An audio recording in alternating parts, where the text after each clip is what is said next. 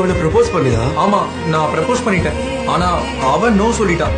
பரவாயில்ல, நீ பயப்படாத, நான் ஓகே தான். எனக்கு ஒரு பிரச்சனையும் இல்ல. டேய், இப்போ நீ ஏன் இவ்ளோ ஃபீல் பண்ற? இது ஒன்னும் உனக்கு ஃபர்ஸ்ட் ரிஜெக்ஷன் இல்லல்ல? சொல்லு.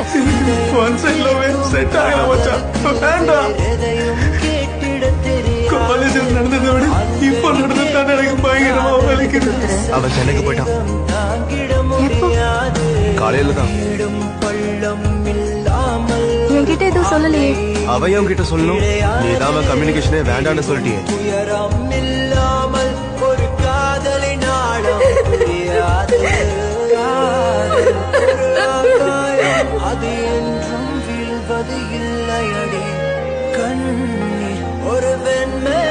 எனக்கு வீசா வந்துருச்சு.